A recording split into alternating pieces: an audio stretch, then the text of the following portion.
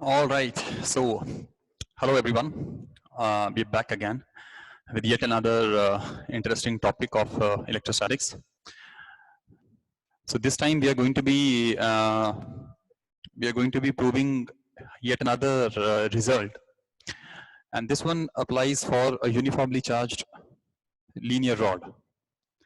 All right. Now we are trying to prove that the electric field of a uniformly charged linear rod at any point is directed along its angle bisector drawn from that point with the two end points of the rod. This is what we are trying to prove.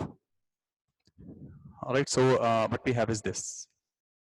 All right, let's come straight to the point. So basically what we have is a uniformly charged rod here. Now let's say that that this rod has a charge density lambda, which by the way is uniform. अब इसकी length कितनी है, इसका charge कितना है, I don't think it is going to be relevant in this derivation. और ये रहा पॉइंट P. अब हमें इस पॉइंट P का perpendicular distance is already given to us. That distance is equal to A. Now this end point is let's say X, and this end point is let's say Y, and these two angles, you know, we know they are alpha and beta. Okay, so the total angle XPB, the angle XPB is basically XPY rather. So the angle XPY is alpha plus beta.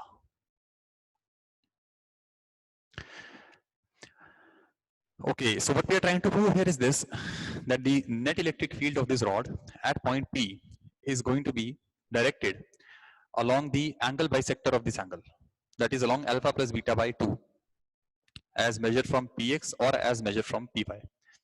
तो जो angle XPY है उसके angle bisector के along net electric field आने वाली है. We are trying to prove this thing in this video. तो start हम वहीं से करते हैं जहां से इसकी डेरिवेशन होती है. तो हम किसी x पर जाते हैं और एक छोटा सा एलिमेंट पकड़ते हैं जिसकी लेंथ है dx.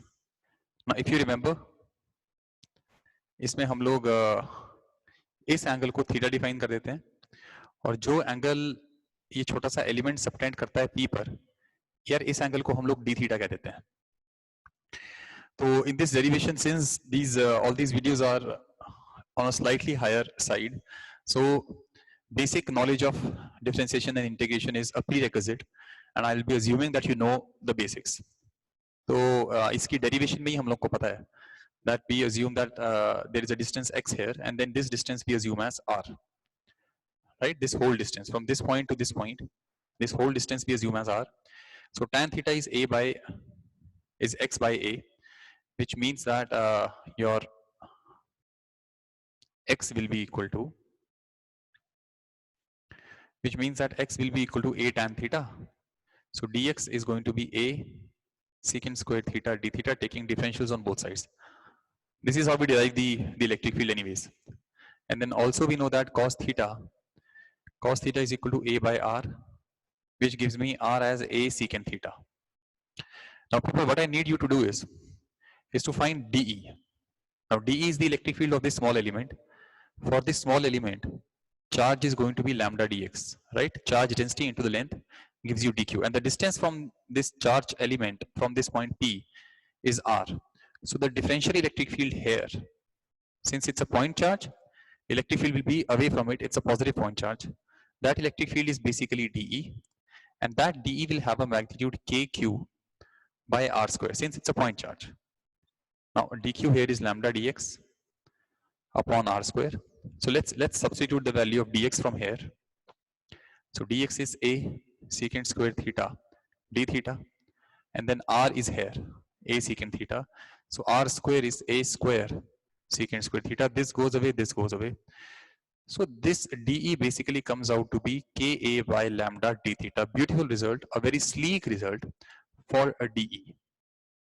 Of course, we cannot integrate this dE as it is, because this is the magnitude of a vector, you know, and what integration does is that it adds up, you know, And vectors cannot be simply added. Vectors have to be broken down into components and then integrated, which is not going to be the simple integration of DE. So one way to do this is कि आप DE का x component लो, DE का y component लो, दोनों को integrate करो, और उससे आपके पास इलेक्ट्रिक फील्ड का पैरेलल और परपेंडिकुलर दोनों component आ जाएगा, which is how we do the normal derivation. But right now we are not focusing on that. Right now let us take an alternative approach to this. तो अगर ये DE है ना, अब बच्चों आपने mentally एक काम करना है. Now this is where things become very interesting. Let me draw the diagram once again. अब इस डायग्राम में मैं सिर्फ वही चीजें बनाऊंगा जो मेरे काम की हैं. This is the point P. This distance is A.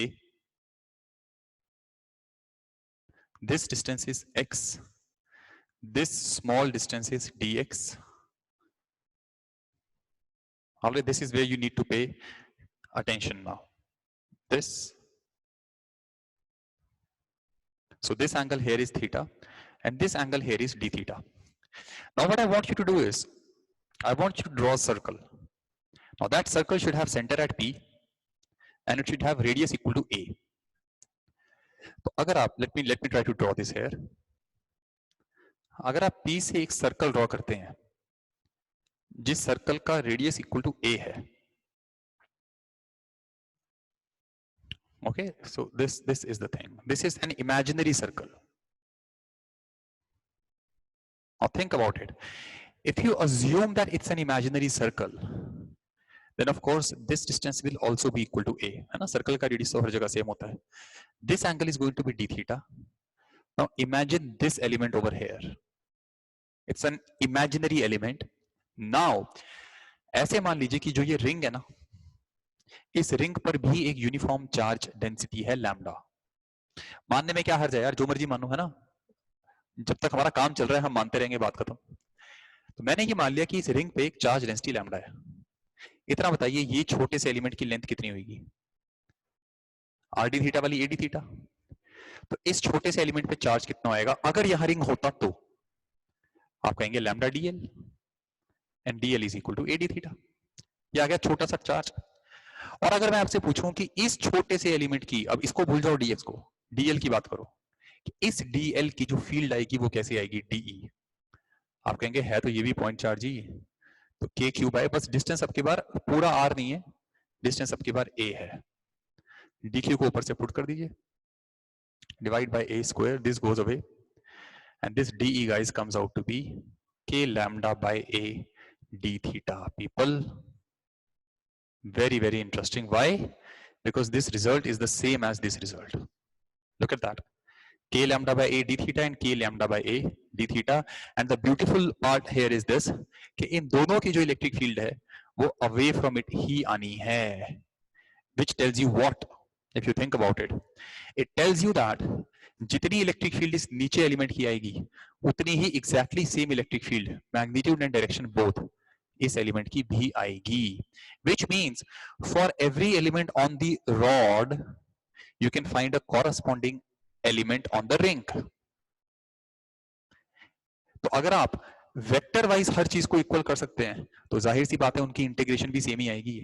तो यहां से पता है हमने प्रूव क्या कर लिया?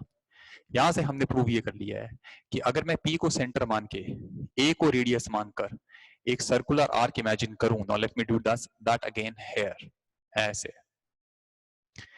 अब आपने पता क्या इमेजिन करना है कि ये रिंग सिर्फ रिंग नहीं है, इतनी आर्क है.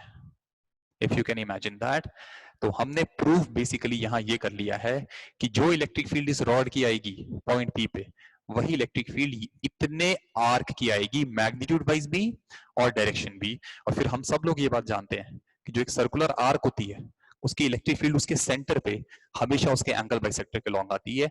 इसीलिए इस केस में भी जो इलेक्ट्रिक फील्ड है वो बिल्कुल वैसी ही आएगी जैसी कि इस आर्क की है, and that people lies along the angle bisector of the arc, which becomes alpha plus beta by 2, which means every rod can be replaced with a corresponding arc of a ring.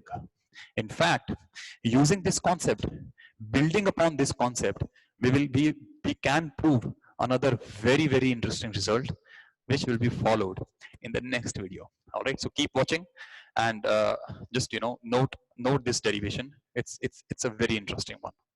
All right. So I think that will be it for this video. Thanks a lot.